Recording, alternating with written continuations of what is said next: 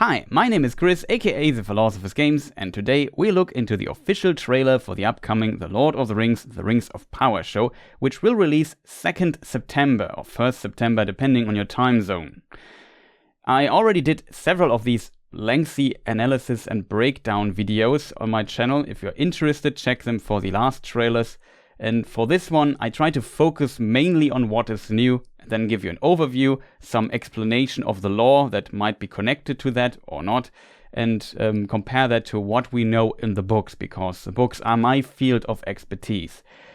And I've not seen the first 2 episodes yet, so some of my speculation might be wrong here and there. However, let us start with a few hints. I try to pronounce the names as Tolkien described it, so there will be trilled R's. Also, shoutouts to the artists who allowed me to use their fantastic artworks.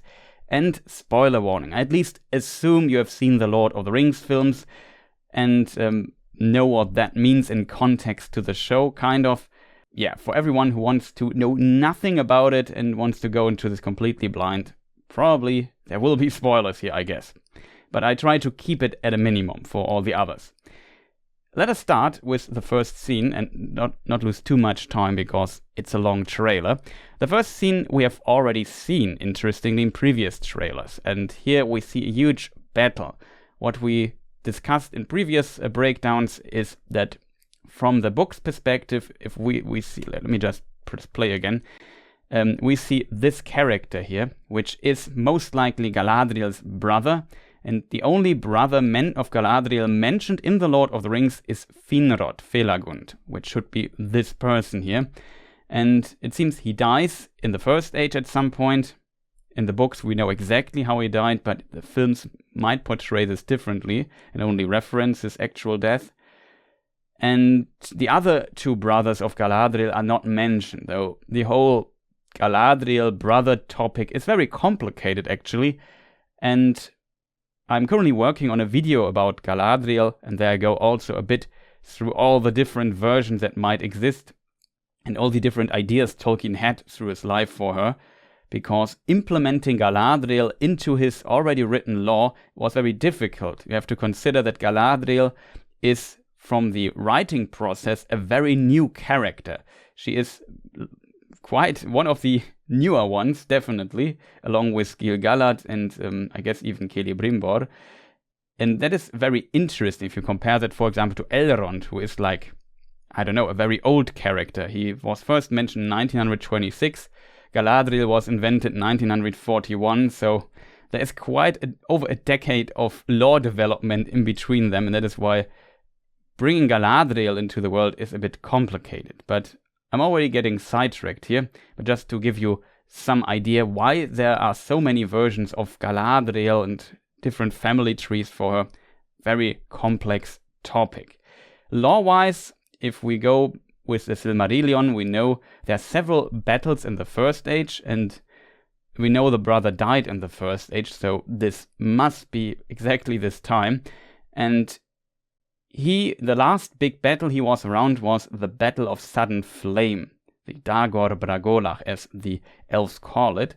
And that is a very interesting detail because it's not mentioned in The Lord of the Rings, so this can't be, I guess, the Battle of Sudden Flame. I assume all the battles in the First Age we will see in the show, maybe as a prologue or flashback, will be titled maybe War of Wrath, which is the final big battle at the very end of the First Age, and after it the Second Age begins.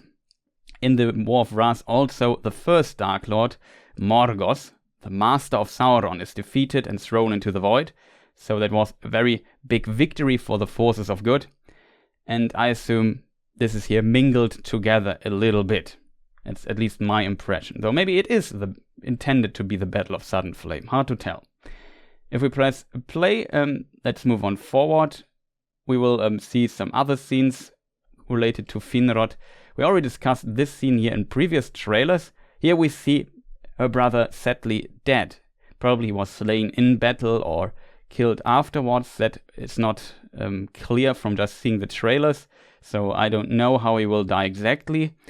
from the book's perspective, it is, in my opinion, if we just go strictly by the Silmarillion, very unlikely that Galadriel saw the corpse of her brother. Interestingly, her other two brothers also, I mentioned the Battle of Sudden Flame, died in that battle, and only Finrod survived.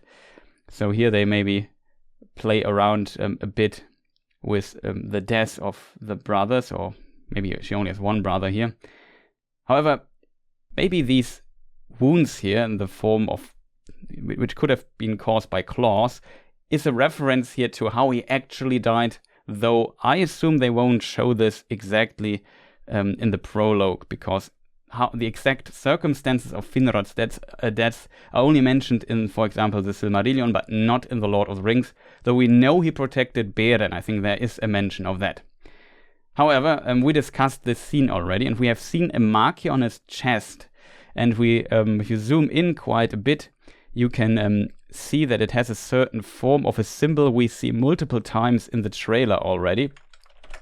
And that we now get confirmed in the next scene here. We also see Galadriel shedding some tears over her dead brother.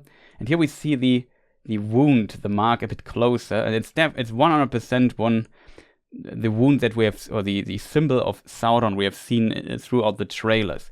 Maybe if you close it, it looks like an eye or something. Very hard, like the top line here. Very hard to tell. But from what we have seen so far, this symbol is definitely connected to Sauron. There is, in my opinion, no second opinion about this. And yeah, she also takes the dagger, it seems, of her brother. We discussed the dagger in previous trailer analysis as well.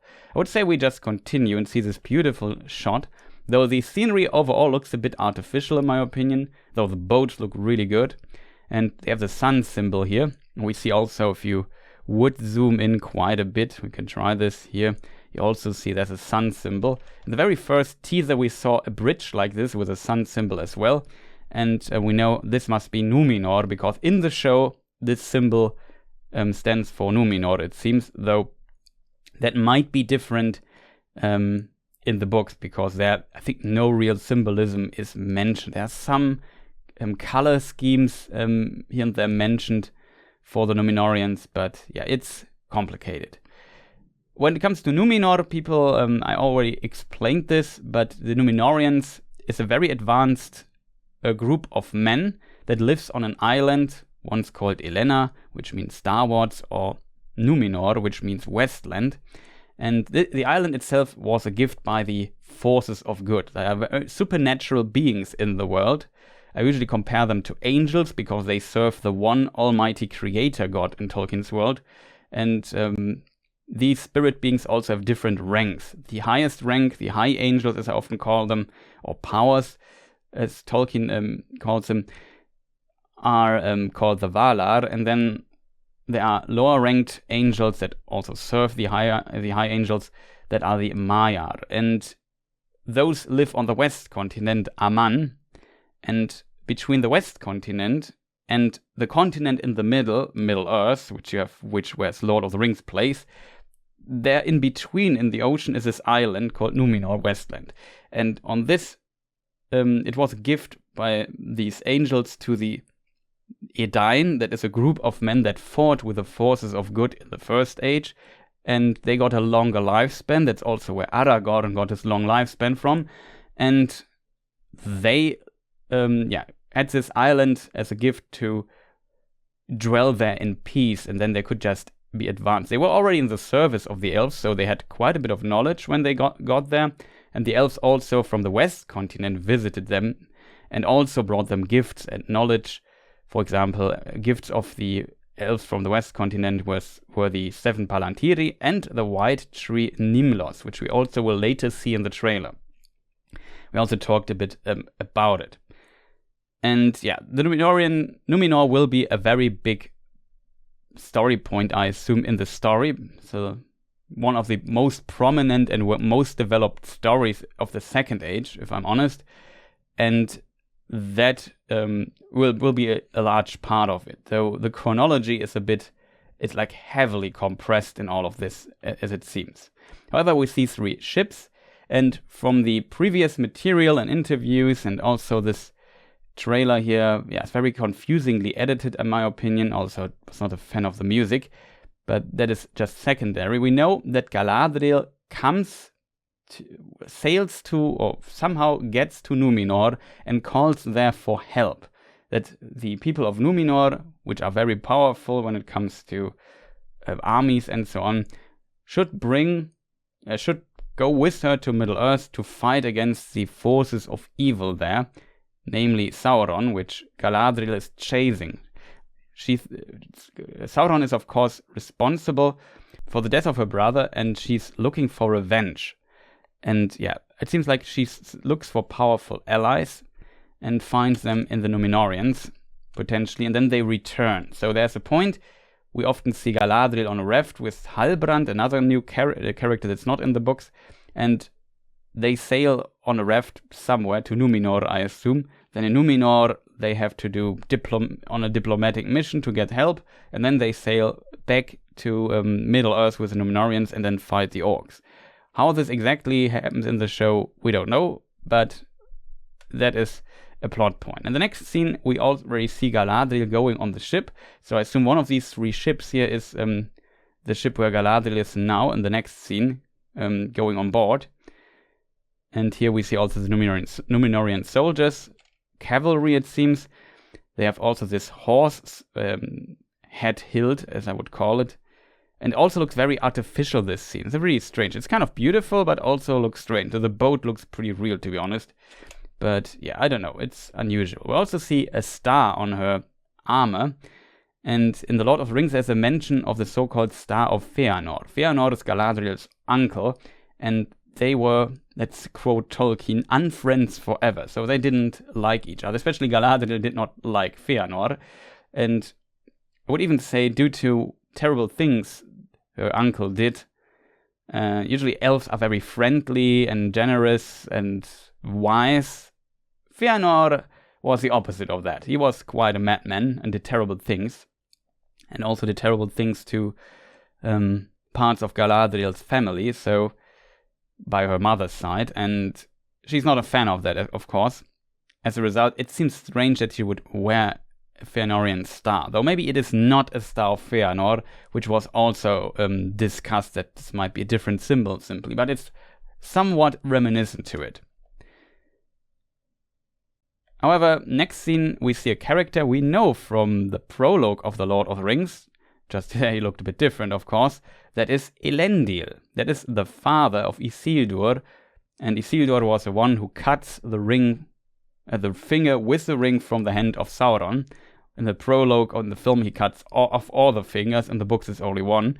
But yeah, so very important figures in the lore, but they lived very late in the Second Age. So Elendil and Isildur were born on Numenor, so that is correct. But that was, I don't know, more than 3,000 years into the Second Age. The show pretends to play, though, I guess very early, around 1,000 years into the Second Age, it seems. So they compress the time so much that the events happening early in the Second Age and the events that happen late in the Second Age now seemingly happen in parallel, which I find very strange. But yeah, probably it's a compromise because it becomes then very difficult to portray all the plot lines without having characters be replaced all the time because they die of old age, except for the elves. And it's a bit strange, but people should know from this, they definitely change the timeline quite a bit, let's put it that way. From the perspective of, we will talk maybe later about Mordor for a moment, when Sauron takes Mordor, that is Second Age runs 1000 roundabout, and the birth of Elendil is, I think, somewhat around 3100. So there are 2100 years in between in the chronology of the books. It's a bit strange to see those events happen in parallel. Especially in this context, Galadriel coming to Numenor becomes more and more unlikely the longer the age lasts. So very late in the age, Galadriel was definitely not in Numenor. It's a 100% contradiction to the books in my opinion. Earlier though, it might happen. It could have happened, but it's not mentioned anywhere. I would say it's I don't think she ever visited Numenor, in my opinion, from what I know from the books, but it is at least not impossible that she did. Let's put it that way. However, we also see another detail here in the shot. We see these white flowers raining down. Let me just maybe jump back a few frames so you can see these white flowers or leaves, whatever you want to call them. And it is from the white tree Nimlos in Numenor. We will discuss this in a moment again. Keep it in mind that we see it in multiple scenes, because it can be seen as a bad omen, and I assume that is what this scene wants to express. Also really like that the background is very busy in the harbor. We see the water, a ship, a boat here, and some people doing their business. There was like a cool screenshot that we got. We just skipped to it, and here it's even more busy now. I really love this shot. We see some Numenorian soldiers here, a lot of people doing business. We have this horse here. There's like ropes and a hook. It gets transported on one of the ships, I assume, because my assumption would be, okay, the Numenorians agreed to help Galadriel. Now they have to prepare the ships and because they sent a cavalry to Middle Earth with Galadriel, they have to bring the horses there somewhere. However, horse-wise, the horse here doesn't look too happy, to be honest. Like, it's not happy with the situation. I can totally understand that, but it's still kind of a funny picture, in my opinion, or a funny detail in the picture. Still, the Numenorians really loved horses. They loved to ride them and treated them very well. So having some horse symbolism makes sense. But Tolkien explicitly writes in the Unfinished Tales that they would not use them for war, except for maybe a courier or something who has to transport an important message to, I don't know, a commander or whatever. Those would have used horses or so, but usually they had no cavalry, it seems. They were very advanced, so they were probably so advanced that they didn't need cavalry, which you could of course argue is strange, but that is what Tolkien wrote. Here in the show it will be different. We will see them using horses in battle, and that is quite interesting to see, but as said, not really what Tolkien described for the Numenorians. Almost pressed play, which would be wrong. We have to return to Elendil here. Another interesting detail: on the armor of Elendil we see a female and a male. Maybe she is Varda, the queen of the stars, and the man is Manwe, the king of the Valar. Varda would be the queen of the Valar, then the high angels as mentioned. Another possibility would be some rulers of Numenor. Aldarion and Erendis would be strange, but maybe it's Silmarillion and her husband Elatan, who were the founders of the house of the lords of Andúnir. And Elendil is, of course, one of those lords, and a descendant of those two. Would make sense to maybe wear them, though there's a sun symbol in the middle. Well, maybe it's also a reference to, I don't know, Arien and Tilion, the Maiar, who basically guide sun and moon. Also a possibility, I don't know. And yeah, let's just move on. Here we see another place I'm looking forward to, that is Moria, also known as Khazad-dûm, as the dwarves call it. And in the Third Age, if you have seen The Lord of the Rings, we know Moria as literally as its name means black pit. It's exactly that. Like, it's a dark place, empty, nobody's there except for orcs, terrible and very terrible demons of old, like the Balrog. Durin's Bane is there, powerful entity, also one of the mentioned Maiar. So same as Sauron. And Gandalf, Radagast, Saruman, also Maiar, so these angels of lower rank. Though the Balrog and Sauron are more like fallen angels, I guess. And fight, of course, for the forces of evil. In the Second Age, Khazad-dûm is on its peak. It's full of life and beautiful. The dwarves live there. It's one of the most important places that we have. And here we see Prince Durin IV. And that is already a very strange thing. The reason for that is Durin, according to the Silmarillion, for example, there were 7 fathers of the dwarves, and one of them, maybe the most important, was Durin the Deathless. And it seems that he and the other fathers of the dwarves were reborn in some way, maybe reincarnated in some way, over time, several times. Like Durin, we know, will be reborn 7 times. In some versions, he's not directly reborn, but Tolkien also wrote a version where basically the spirit of Durin returns to his old dead body, which is laid to rest somewhere and preserved, and then this old body of Durin becomes alive again, something like that. But Tolkien also wrote a version where he's reborn, and then a dwarf is born that is very similar in looks and I guess behavior and so on to Durin, that he becomes the next Durin. However, we know there are only 7 at most, and we only know when Durin the First lived, we know when Durin the Third lived, and we know when Durin the Sixth lived. And round about what age Durin the Seventh lived, we also know the Fourth Age. However, if we take these dates and consider them, it makes sense that usually at least centuries, if not 1,000 years or more, are between each Durin. Here in this show, we will see Durin the Third and Durin the Fourth, which is strange, because if he is the reincarnation of his father, how can his father be still alive? That makes very little sense, or he's his father reborn, basically. That makes extremely little sense. The showrunner said they have a good explanation for that. I'm very curious to hear that explanation, but for me it seems, like I said, it's one of the details. It's a minor detail in a way, but I would have preferred if they just went with another name for Durin the Third's son, if that makes sense. Interestingly, Durin the Third actually is, I mentioned, we know when he lived, and he lived definitely in the Second Age, around the time the Rings of Power were forged. So that he is in the show makes perfect sense, especially in a show called The Rings of Power. But Durin the Fourth would maybe have lived at the end of the Second Age or very early Third Age, something like that.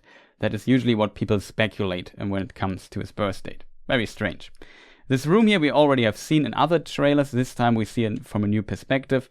Later in the trailer we see another shot that we see sitting, that this is the room of Durin the Third, maybe his private chambers or his throne room, I'm not sure. And yeah, we see him from the other side, and here then in the background we see his son entering the room. They have maybe a talk or so. We will find out more about this. But let's move on. Here's Halbrand, one of the characters I already mentioned to some degree, I guess.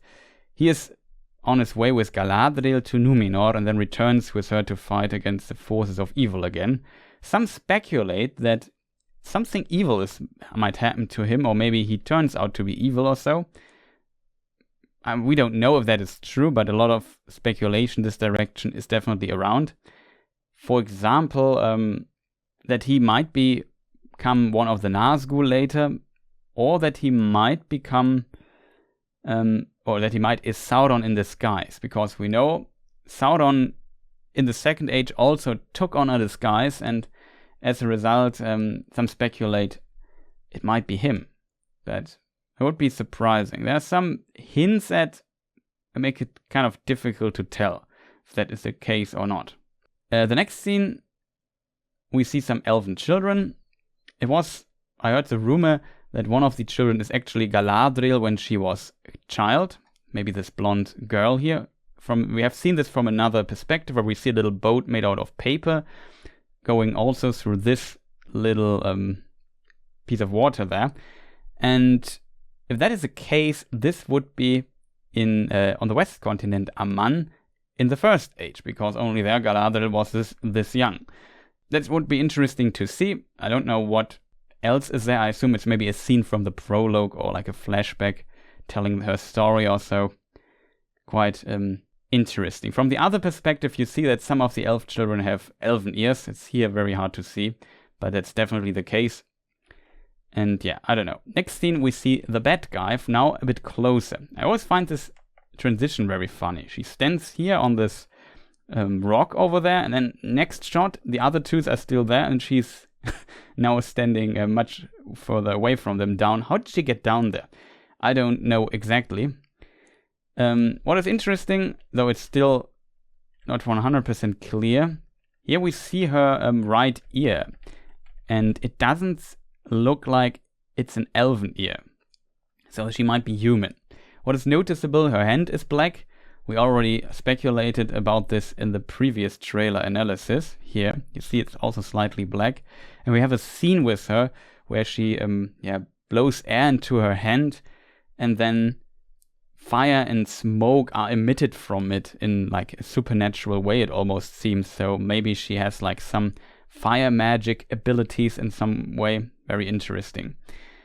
What she is and the other two are, it's very hard to tell what their role is. I would suggest, and many people think that she's like a priestess or something, or these three are priestesses, maybe of a cult of either Morgoth or Sauron. That would be also my speculation here. I could do her wrong, but they give, I don't know, the vibes I get from this scene are more like these belong to the bad guys. So I would assume that is the case for. That's the case here, and when it comes to bad guys, we always have Sauron and Morgoth as bad guys, though Morgoth was defeated. But we know that some people in the service of Morgoth after the War of Wrath survived and became kings somewhere else in Middle-earth. Like they went mingled with other men and brought their ideas from Morgoth with them. So it is kind of likely that something like a cult around Morgoth still exists even in the early Second Age or so. And also Sauron is active and not sleeping. He might have his own cult. So I can definitely see their connection, but we don't know. I don't recognize any of the symbols. Here, this one looks a bit like there are snakes or maybe even a dragon or something like that is on it. Hard to tell. There's some head. Looks interesting, but I can't tell you much more about this, sadly. Now we also see the symbol on her staff, but I can't really recognize it, so not much I can tell. Maybe I'm overlooking something. We have to find out. Let's move on. Next scene, we see like a landscape and then this ranger, but let's stick with the landscape for a moment. I don't know where that is, but some details I notice is, or one detail I notice is this house here. There's also a wheel and the water goes through it and moves it. Very interesting. So I would not assume it's I would assume it is on Middle-earth, not in Aman or anything. We have another scene where Galadriel with some companions travels into the, I assume, far north, where the snowy regions. There's a shot where the landscape looks distantly similar. It's not the same, to be honest, but I could be completely wrong, but maybe it has to do with her travels. But I don't really know where this is exactly.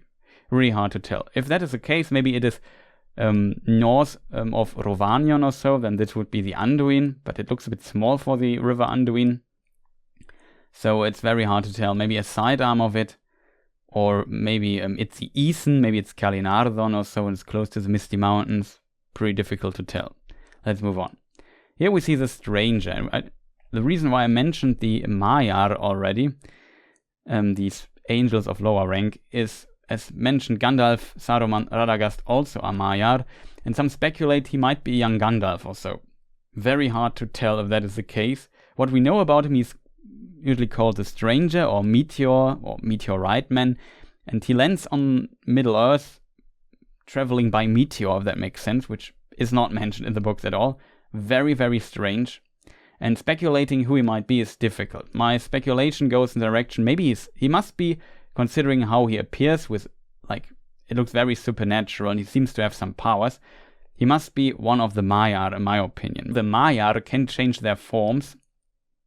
And we also learned in the articles about the show that he lost his memory to some degree. That is also strange.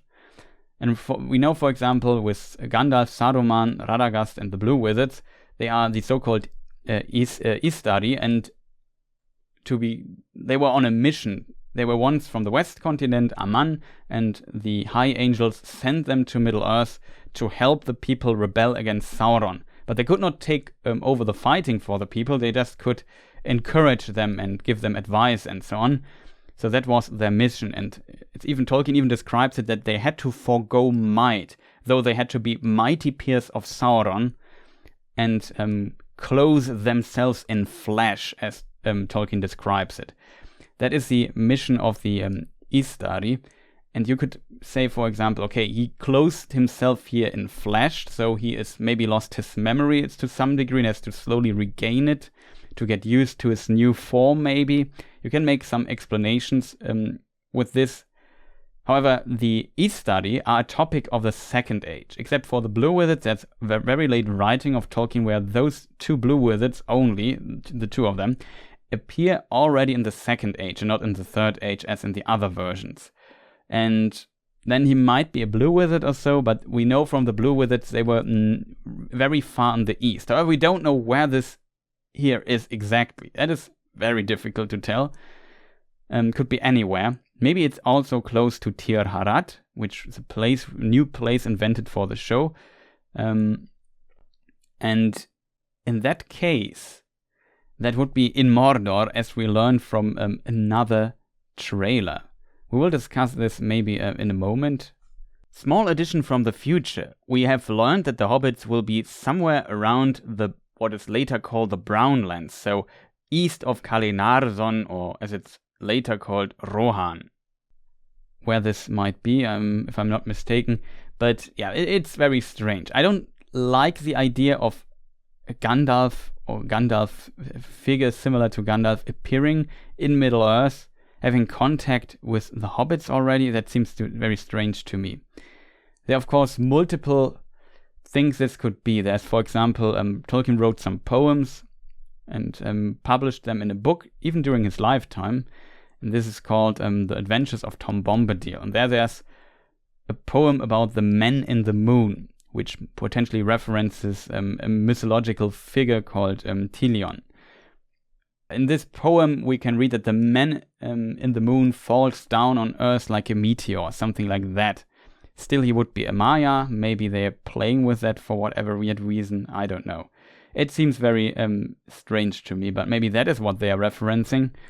Still, I would argue that Gandalf, in theory, could have visited Middle-earth in the Second Age, but not as an Istar, but as a Maya, simply going on a vacation, if you want, or just checking what is going on. There's a reference that he sometimes also sneaked among the elves unseen, or disguised himself as one of them, and basically gave them some wisdom. The elves didn't know where the wisdom these ideas or glimpses of wisdom they suddenly perceived where it was coming from. And Gandalf is considered a very wise, one of the wisest of the Maya. So maybe that is the reference here. It's very hard to tell. I could imagine, though, because in one of the scenes we see that the meteor fire thing looks like an eye, so maybe he is Sauron in disguise or so. I'm not sure why this would be the case or not. Very difficult to tell what the idea is. When we look at the background, we see the Harfoots, which are hobbits. Some make a distinction between Harfoots and hobbits, but that is, in my opinion, not correct. In the prologue of The Lord of the Rings, Tolkien clearly states that also the Harfoots are hobbits. However, to be fair, the term hobbit is a term that might have emerged very early in the Third Age or very late in the Second Age. Very difficult to tell this from the standpoint of the development of their language, of the hobbits. It's a complicated topic, and Tolkien, as a professor for philology in Oxford, of course, took a lot of thought into these linguistic details, which makes this world so special in many ways. And so you could make an argument for that the hobbits at this time were still hobbits, but they didn't call themselves hobbits yet. That is possible, but technically they are all the Harfoots. The Harfoots, the Sturs, Gollum was one of the Sturs, and the Fellowhides are three of the hobbit breeds, as Tolkien calls them. And they are still the same, race, if you want to call it like that. Though technically, in some versions, they are counted towards men, if that makes sense. So it's a bit complicated when it comes to that, but just keep in mind, it's totally fine calling them hobbits. The background looks very withered, the tree, like the forest. The forest looks a bit dark. And maybe this is also again referencing stuff from the Third Age. We know at some point Sauron came into Greenwood the Great, and then his evil infested the forest, and evil creatures started to appear there. And then the wood became known from Greenwood the Great as Mirkwood. We know Mirkwood, of course, from The Hobbit and from The Lord of the Rings. But it is quite unusual that we see this in the Second Age, because there this defilement of the forest, these evil creatures appearing. I'm not sure if that is again really a Second Age topic there, though of course when Sauron emerges and does things in the Second Age, of course things around him might turn evil. Very hard to tell, but you see everything is dry. What's it called? The branches are missing here and there. We don't see much green. Also the grass on the ground looks really dry. And then we have these evil creatures. Here we see them close. And if in this scene, I luckily hit the frame where you can see the foot somewhat well. They have like hooves, if that makes sense. So I would assume these are, I don't know, perverted or infested, corrupted boars or something. Maybe Sauron's evil power went on this region here, and then the creatures of this place became like these evil creatures all of a sudden over time, instead of just normal animals living in the forest. Very interesting. As I said, it's still not clear where this is. This might be in Mordor as well. However, these creatures are not described in the books to my knowledge. Let us move on. Here we see Gil-galad looking. Gil-galad was the High King of one of the big elven clans, and he was the High King of the Noldor elves in Middle-earth. That's a very important detail. And yeah, he is a very important figure in the Second Age, and his realm is Lindon. And there are several other elven realms, but I guess they all of the Noldor, but they all, I guess, have to answer to him. So he's very wise, in my opinion, has quite a bit of foresight, and I'm very looking forward to see more about him in the show. Let's move on. Here we see another character, which is Miriel. And I already told that Elendil is a very late character, a character that appears very late in the Second Age. So does this woman, Miriel. She will become, or is supposed to become the next queen of Numenor. Also, females can become a queen in Numenor, and or can become rulers in Numenor, I should say. And Miriel is like one of the last rulers of Numenor. Like, there's a huge story arc in the story arc of Numenor before things changes drastically. She is very late in the story. Same as this man here, which is Pharazôn, and he stands on the other side. There's too much spoiler territory here in some way, but they are also related. These are first cousins, Pharazôn and Miriel. So that is very interesting. Of course, to know this detail, it seems like they're really going for a non-traditional casting or colorblind casting, as mentioned in previous trailers. The place, the throne room maybe it's something like a senate or so, looks very basic, but I kind of like the design. Like, some of the details look nice and advanced, fitting to Numenor, but it's not completely overkill when it comes to decorations and so on. So I kind of like this more simple design here, but some might see this differently. We see this woman here in a black dress, and compared to the colorful dresses of all the others, she sticks a bit out. Same with the woman next to her, in a way. So maybe they are special nobles, or maybe also somewhat important figures inside of Numenor. Really hard to tell what is going on there with those exactly. But yeah, looking forward to this. We also see that some have a very similar color, similar colors on their dress. I would argue, we know there are two groups in Numenor, the so-called Kingsmen. Not sure when they start calling themselves like this. Maybe very late in the story arc of Numenor. and the faithful. And maybe these are the faithful or the kingsmen. Maybe they dress in a way that everyone knows, okay, they are faithful. Maybe they're from a specific region, nobles from a specific region in Numenor. Very hard to tell. I'd be curious to learn more about this and what the idea behind all of this is.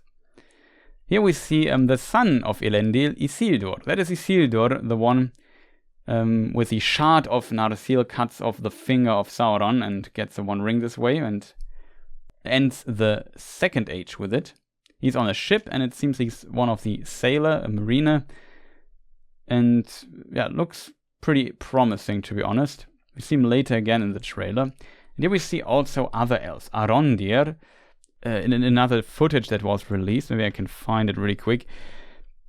But yeah, we see Arondir here with another person next to him. And he goes close to this building here, which is maybe something like a tavern or so. Very interesting. In the next shot, we see putting back his hood, and from the other footage we know that he is what to call the other persons inside this building, as a butcher, for example. He also has a name, something with a W, forgot it.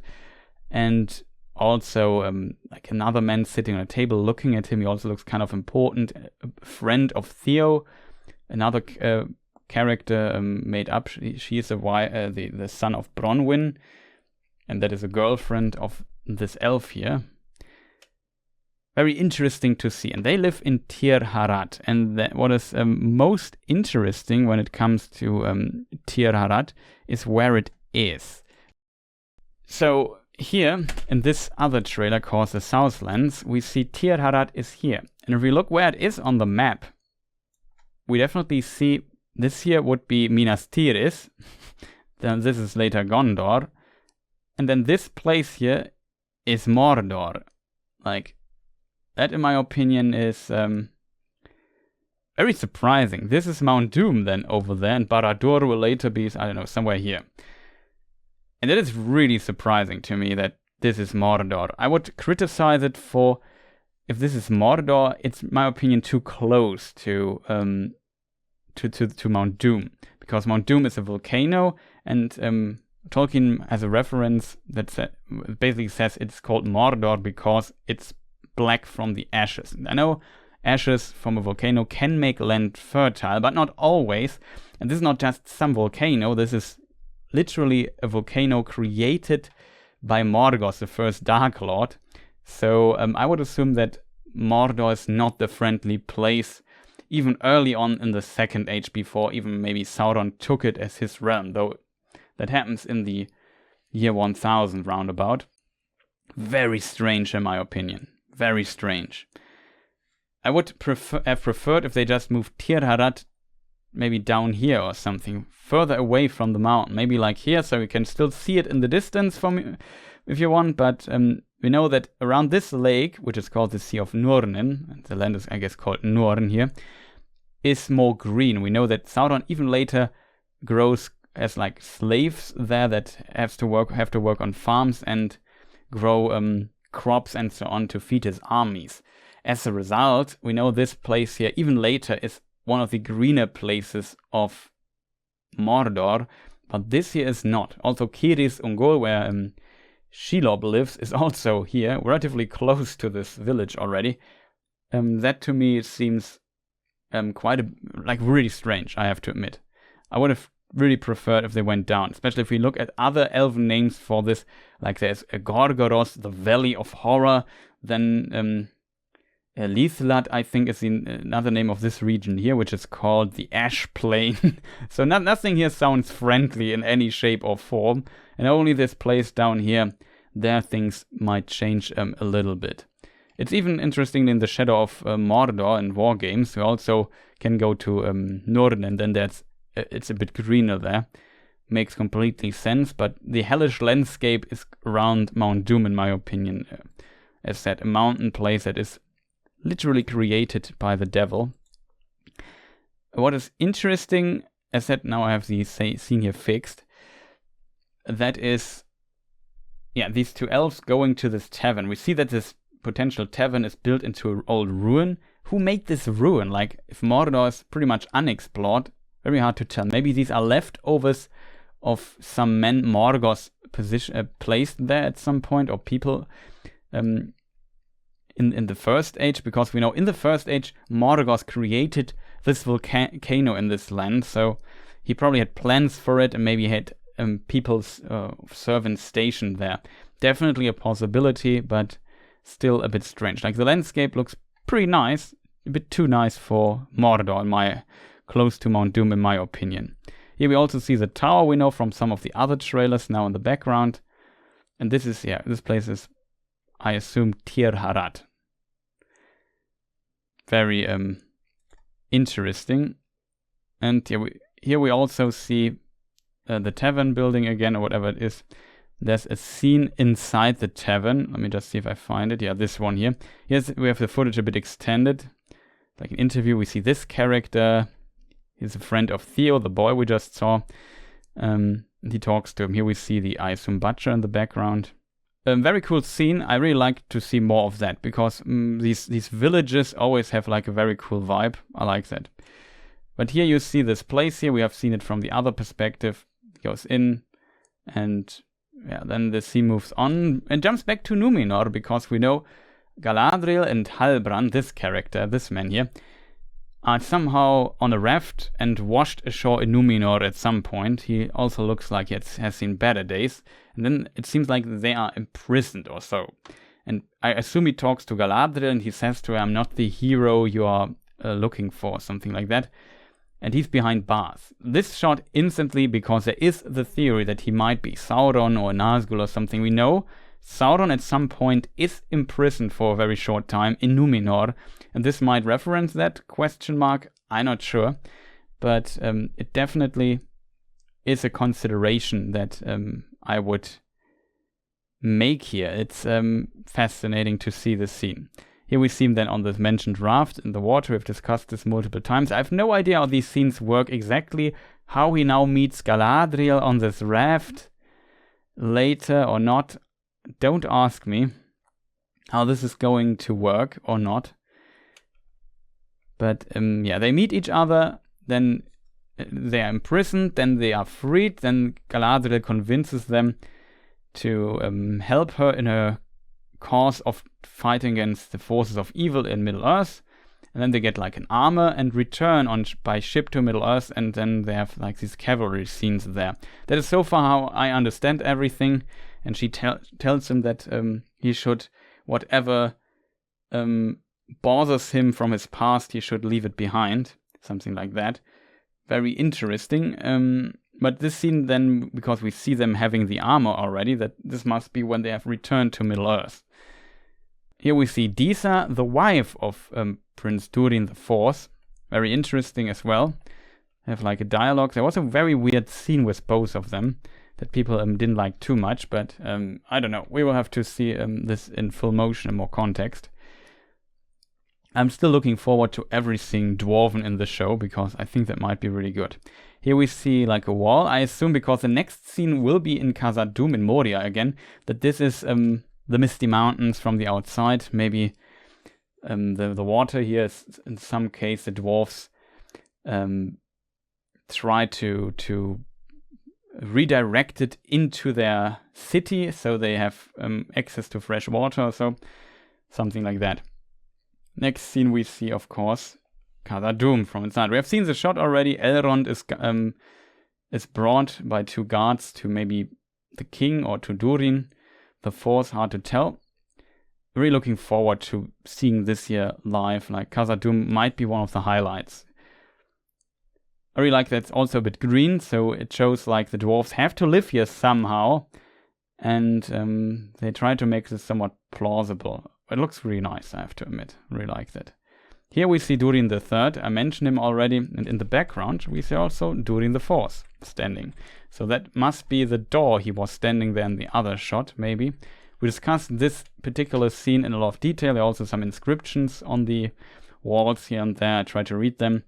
Check out the previous trailer breakdown for that.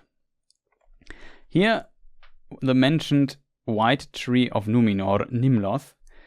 And it loses these his leaves or his flowers or whatever you want to call that And this, as said, can be seen as a dark omen. This, of course, must be Numenor, because that is where the tree in the Second Age is standing. And some of the flowers also are blown inside this building, which is a very important detail. And like, if we think of, for example, Gondor, Minas Tirith later, there's also this white withered tree all the time. And this white withered tree is related to this tree here. And the kings of Gondor are descendants of the kings of Numenor, in a way. And it becomes a really complicated connection there. There's a lot of time. And Gondor and Arnor on Middle-earth are later the follow-up kingdoms of Numenor, if you want.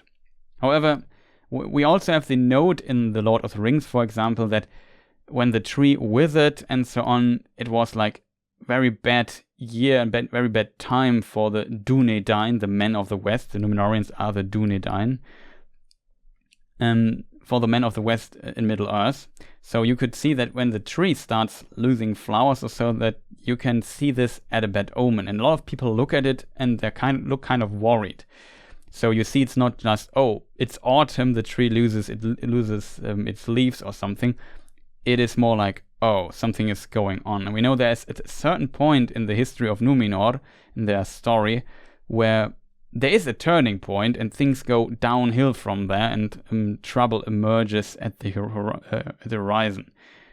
Next scene is Galadriel looking worried, and here in this scene we also see these white flowers that are blown into this hall as well. So we know that this scene must be somehow connected to the other scene we have seen a moment ago. I assume these are directly connected, and I think Galadriel, as a very wise elf, noticed this as well and maybe sees it as a bad omen for Numenor. It's just wondering what is going on there. Oh no, the tree loses its leaves. Something like that. Very interesting. Here, this scene we have seen already. I speculated that this is on the escape, because we know Arondir, the elf we have just discussed a moment ago, is imprisoned at some point into an orcish mining prison camp or something, because there's like, what is the color? Yellow stuff in the background on the slopes or whatever you want to call it. Maybe they are mining sulfur or something there. There's an interesting connection for that later. And here we see Theo. I mentioned him a few times. We've seen in previous trailers. And it seems from this movement that he's wounded, like his leg hurt or something. He also maybe got hit by an arrow in his leg or so. He doesn't make most happy face. And Arondir with his bow tries to defend him. They escape through the forest. Maybe Theo tries to free him or so. And then they have to escape together, because why else would there be orcs? Or this is later when they are attacked. However, what makes me think this is related to the prison scene is that Arondir is not wearing his wood armor that he wears usually. So as a result, I would suggest this might be the reason why that is the case. Here we see like a lot of orcs, and next scene we see finally one of the bad guys. And in leaks and so on, he's usually called Adar, which translates to father, and the orcs call him father, I think. There's like a huge crowd of orcs behind him with torches and maybe await his command. Very interesting. There's some speculation about him. We talked previously a bit about what this is. Some assume he's maybe related to the sons of Fëanor or so, but I don't know. That would be a very strange idea, in my opinion. Here's an interesting scene, though it doesn't look that interesting. We see the Harfoots, the hobbits again, with their carts. They are here in this timeline, or in the show. They will be more like wandering folk, like nomads or so. And they have these wagons where they, I don't know, kind of live in and have everything they need on it. And we see the stranger helping them, moving the one of these wagons. And in an interview, I heard that by the showrunners that the wheels are designed to look very reminiscent of the doors later, of, for example, the Hobbit holes in the Shire, for example, back end, and which also have these nice round doors. And the idea was basically to reference this. Why are their doors round? Maybe back in their day they had these cards, and it looked similar to these big reels. I find that a very interesting idea to make like give some context to the design of these cards, to how the Hobbit homes later look. Pretty nice idea, in my opinion. Next scene, we see the dining table. There is another teaser. It's another teaser. I call it the Elrond and Durin friendship teaser. And there at the very beginning, we see the elves carrying this thing here. And what is fascinating about this thing here, I think that is the dining table. First I thought maybe these are the doors of Durin or something they transport, but nope. This should be something completely different. So yeah, you see the similarity here. It's definitely that. So it was transported there to Lindon. Maybe it is a gift of the dwarves or not. Very hard to tell. And yeah, on the table we see Celebrimbor, we see Elrond, we see Durin here in the background. Here's Gil-galad. And also Durin has like a creepy looking dwarf guard in the background with, it almost seems like glowing eyes or so. Very interesting. And the next scene, I mean, this dining table scene we have discussed now so many times. It's almost ridiculous. The next scene we see, this scene we also know from another teaser.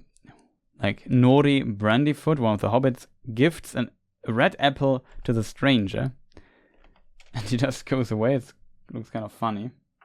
But yeah, what is an interesting detail in this scene are definitely these withered or burned or whatever apples here, which are black on this other tree, while the background trees are mostly green. And it looks like maybe we mentioned this potential evil infesting the forests. Maybe this is what we see here. Like slowly evil creeps in, then the apples look like this. A few scenes earlier, like here we also see some apples here in the background. Very interesting. And I also read in the comments somewhere that the Harfoots have like a culture that has to do with apples and seeds. Apple seeds are so hard to tell. But maybe this is like a symbolism, or a symbol of friendship from the Harfoots or so. I don't know. Very interesting.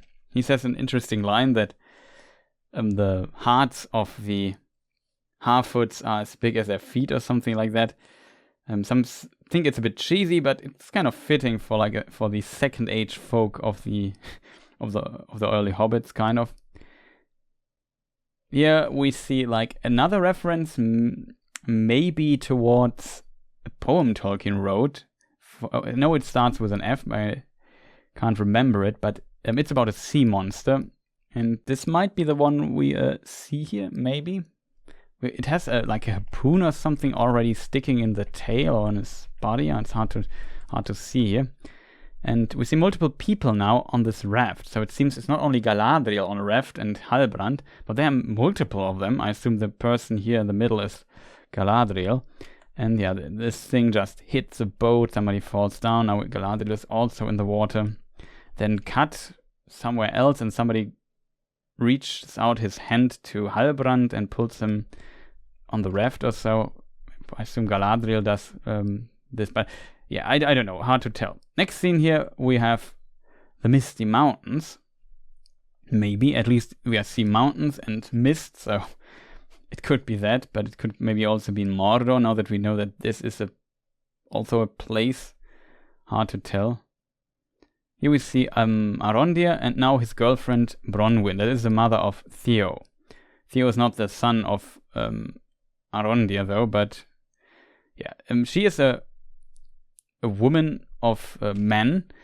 As a result, the relationship between men and elf is very rare, like unusual. Not the hugest fan to seeing this in the show, to be honest. It's also not a topic of the Second Age, more one of the First Age and to some degree of the Third Age.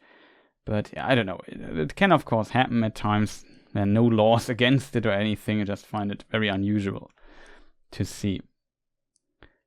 Next scene, I mentioned Galadriel and her people running into traveling into the north to seek out this evil fortress and go through some snow places. And I said this one landscape shot looks somewhat similar to this here. Yeah, could be wrong though. And here we see like one of the final parts of a journey into the north, where they go into this old, I don't know, outpost, fortress, leftover place of maybe Sauron or Mordor, even Morgoth. Maybe it's Utumno, the first fortress of Morgoth, though it could be in theory be sunk into the ocean. That's very hard to tell. And somebody has not enough strength to continue and just collapses here. And Galadriel turns around, has to make a tough call. We have to move on, we can't wait here.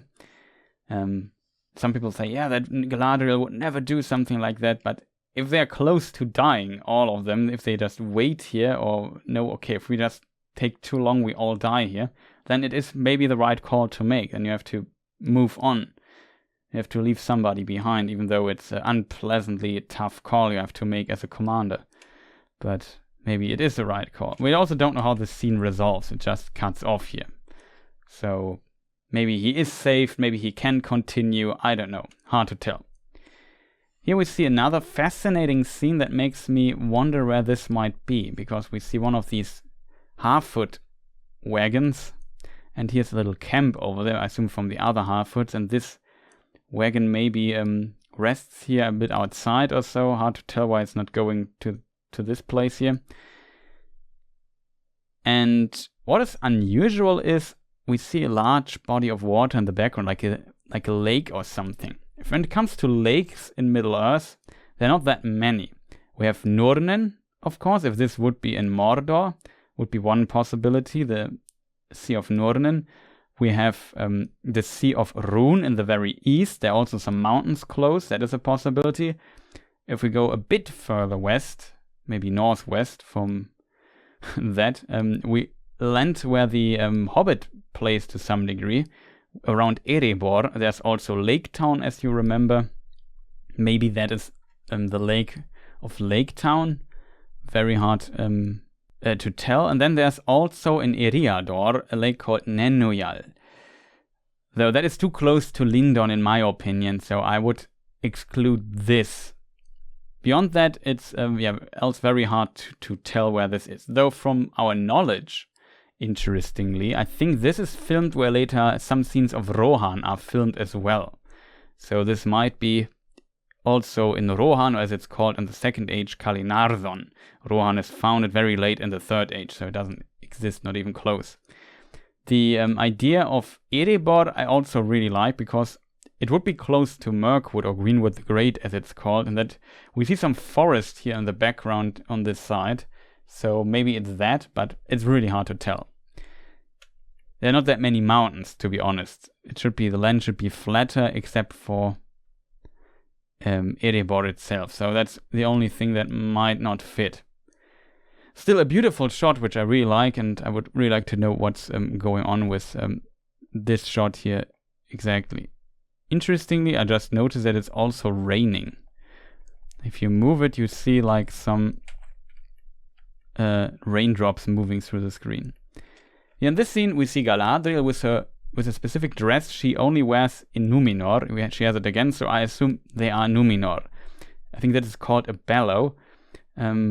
This might be a smithy or something like that. Very interesting to see. They have like a talk to each other. She to Halbrand. I assume they discuss certain details going on in Numenor. Let's move on. This scene we already have seen, the snow troll.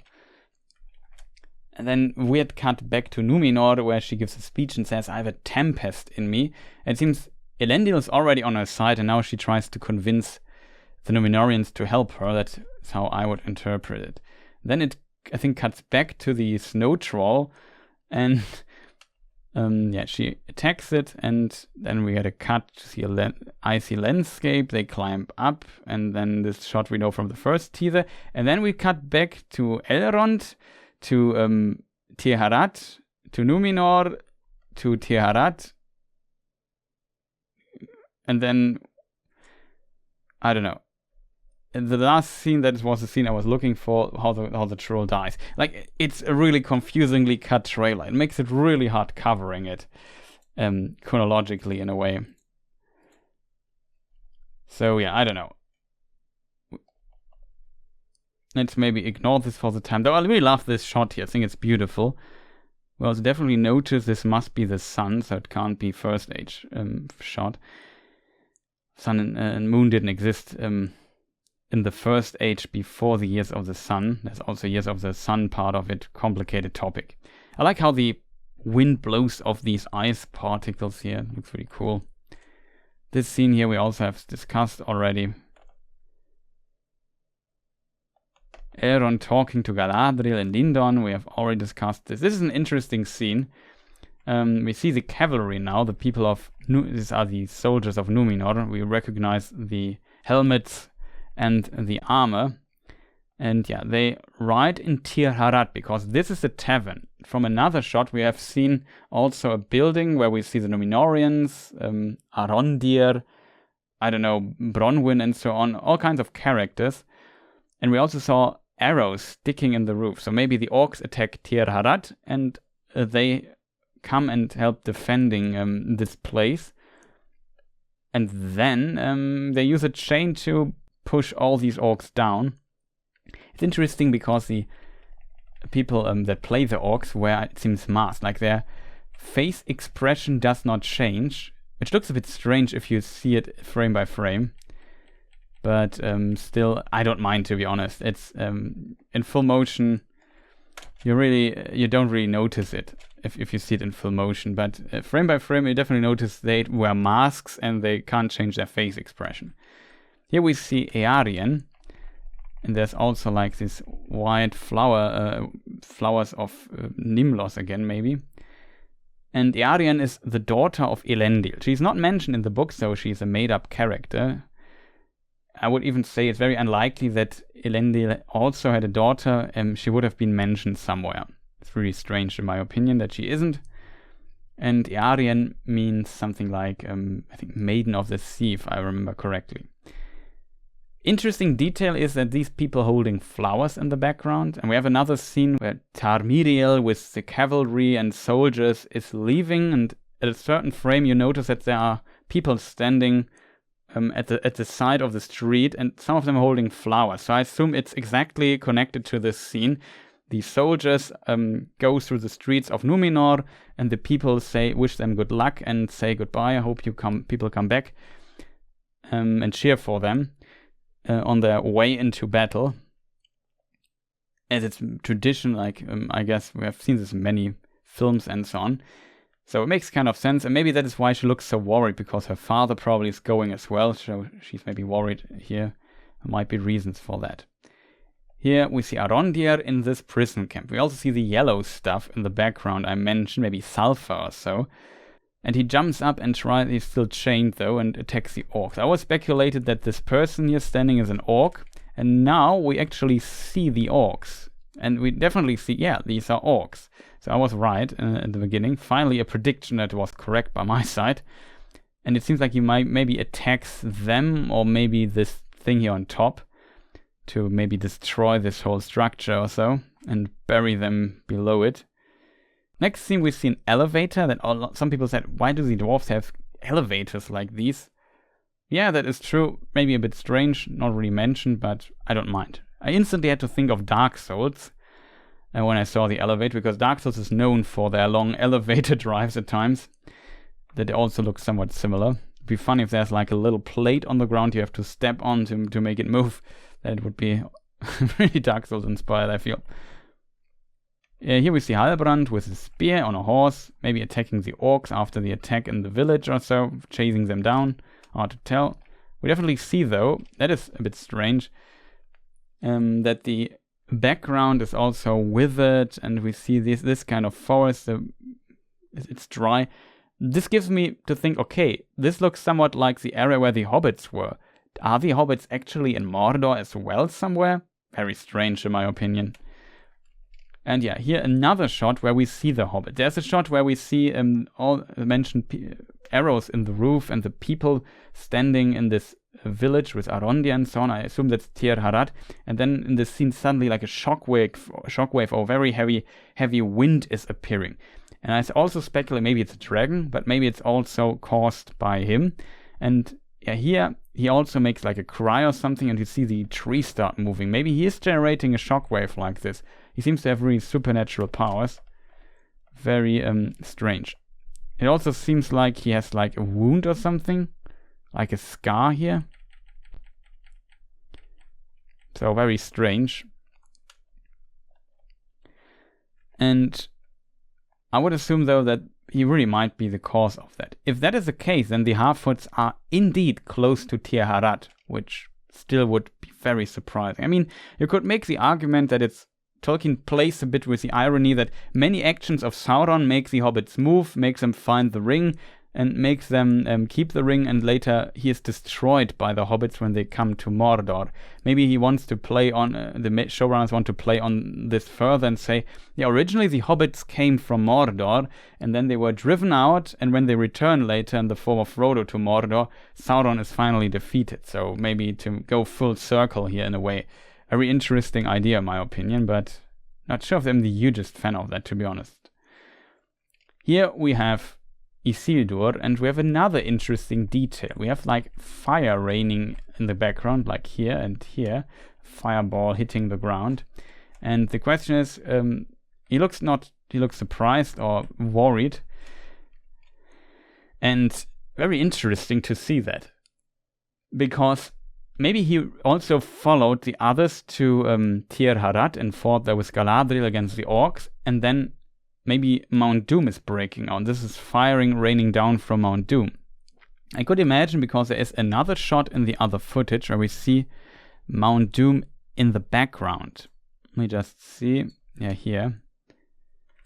Here you see a mountain in the background when they're on this tower here. Maybe that is Mount Doom. It doesn't look like a volcano really from this perspective. So maybe the people in the show don't know that it's a volcano. And then at the very end it breaks out or so and sets things into motion. And they think, oh, that's a volcano. How terrible, and so on. Now fire is raining on us. Maybe they see this also as a bad omen. Maybe this is Sauron returning or so. And they have to flee. I'm not sure what exactly is going on there. But yeah, that would be my theory here. And then we see the boat explode. And we talked about sulfur already. Sulfur, I guess you need to do that to make gunpowder. However, how this comes from the mines in maybe Mordor to Numenor, which is where we are, blowing up a ship, is hard to tell. However, the knowledge of who has sulfur to make a ship explode seems to me, in my opinion, in the Second Age, in the world of Tolkien, very limited. The Numenorians might have a knowledge like this. Hard to tell. We know the Maya have something like this, though. For example, Saruman created his devilry to blow up the wall in Hornburg, if you pronounce it all English. And Saruman is a Maya of Aule, the high angel of smithing and crafting, if you want. And Sauron was a Maya of Aule as well, according to the Parma Eldelamberon, called Mairon once. So he could maybe have a similar knowledge like this. So if Halbrand is Sauron, that is maybe how he was able to craft enough explosives to blow up a ship like this. Maybe it was his way to delay or sabotage the Numenorians. Because otherwise, why would a ship of the Numenorians explode? That seems to me very strange, if I'm honest. Like, okay, I can see that for sabotage somebody tries to burn down a ship, but why would it explode like this? It's a very beautiful explosion. Look at this.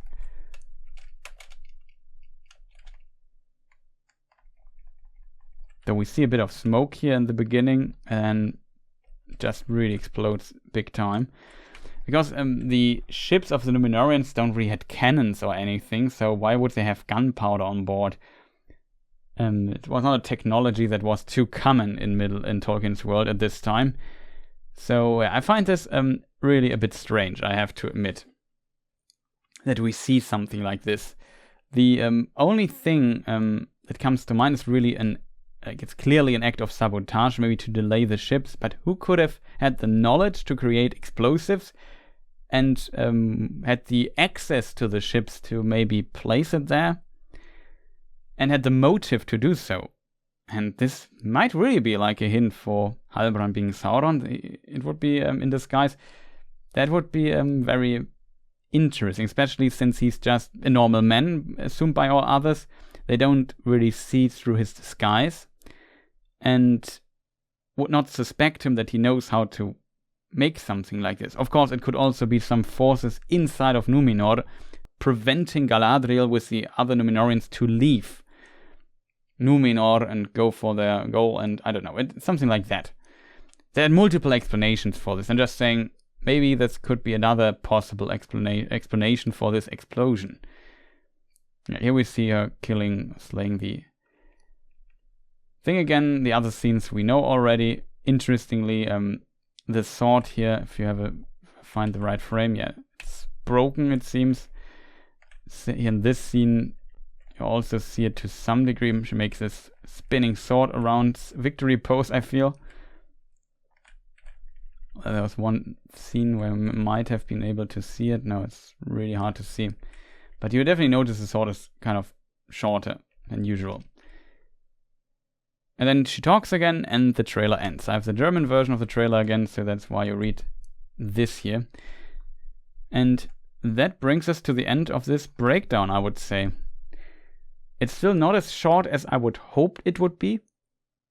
It's actually much, much longer, but I hope you enjoyed my little breakdown. Overall, like the music, I was not a fan of this trailer, but I made a change to it where I replaced the audio from the trailer with just music from the official soundtrack that is already released.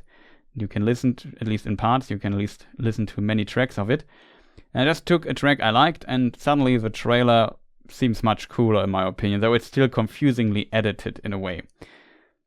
Like, I feel like Amazon really struggles explaining what is going on in the show. Like, I make these breakdowns and have looked for countless hours through those trailers, analyzing every frame, reading every article, looking at all the screenshots and so on, so I can kind of make sense out of it. But if you just would have seen this official trailer for the first time, I think you would have no idea what's happening in this show. I think other trailers, for example, I know House of the Dragon or whatever, did a better job of communicating what is going to happen in this show, what is the idea of that. These trailers here are really confusing in my opinion, which is not really helping. I guess they want to surprise people to a certain degree, and the information is kind of there, but you really have to invest a lot of energy to puzzle everything together. So there is that. I guess, of course, the final episodes will be far less confusing, but at least that would help. Still, I'm a bit, I find it a bit weird how it's edited at times. Like, I would have wished for a more structured trailer that portrays, okay, here's Galadriel, she needs new allies. Galadriel, searching new allies, goes to Numenor and stuff like this. Like, I would have imagined they would try to explain something, because it potentially helps setting your expectations right. But yeah, it's a bit messy, I have to admit. Still, some interesting new information we got here. I hope you enjoyed this breakdown. Thank you, people, for watching. I wish you a fantastic rest of the day. And maybe press a like button, subscribe, leave a comment, and recommend me to other Tolkien fans or people who are interested in this. I hope I did at least a somewhat decent job of explaining all of this in 1.5 hours almost. So there is not much left to say for me. Then thank you, people, for watching, and goodbye.